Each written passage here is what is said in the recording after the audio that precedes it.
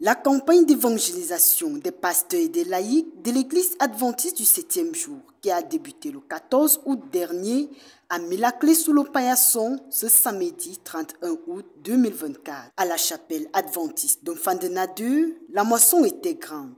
Sous le thème « Aux portes de l'espérance », 13 âmes ont accepté Jésus comme Seigneur et Sauveur et l'ont témoigné à travers les eaux baptismales.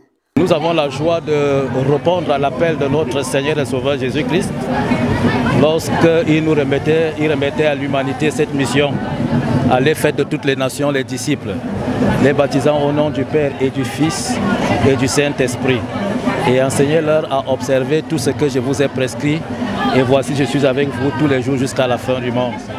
C'est dans cet élan de mission que nous avons prêché ici même et dans les familles, les petits groupes pendant 10 jours. Aujourd'hui, c'était la grande moisson avec les 13 âmes que nous avons eues. Nous sommes très contents de cette grande moisson.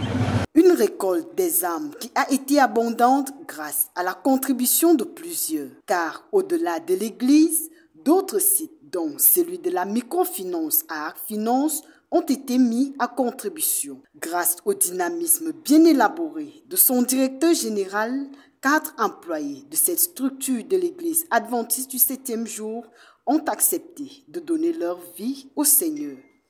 Animé d'une joie extraordinaire, car mes missions d'ancien en tant que directeur général de la microfinance à Arc Finance, qui a pour but de promouvoir le bien-être économique, financier et spirituel. À Arc Finance, depuis le début de sa création, nous sommes à notre 10e baptême.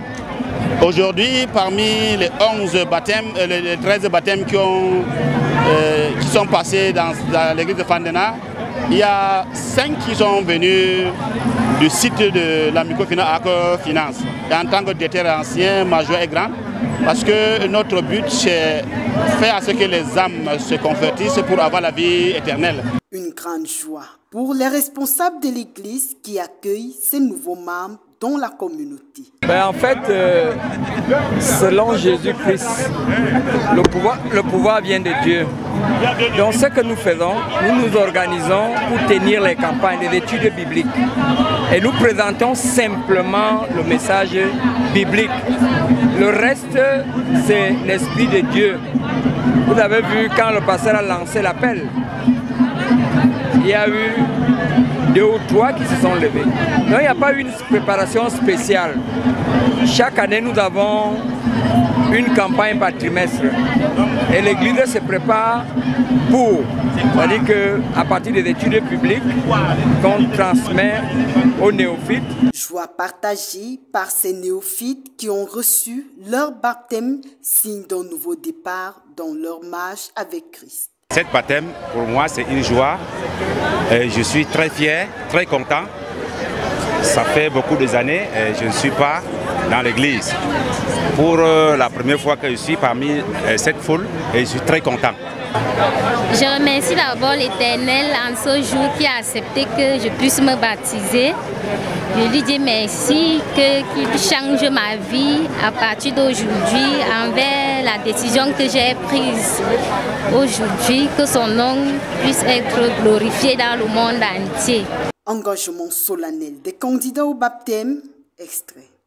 Acceptez-vous Jésus comme votre Seigneur et votre Sauveur personnel et désirez-vous vivre avec lui une relation salvatrice?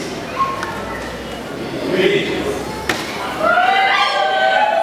Acceptez-vous les enseignements de la Bible tels qu'ils sont exprimés dans la déclaration des croyances fondamentales des Adventistes du 7e jour et vous engagez-vous par la grâce de Dieu à vivre en harmonie avec ces enseignements?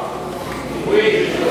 Chants de louanges, danse et la remise des cadeaux sont venus rehausser l'éclat de cette solennité.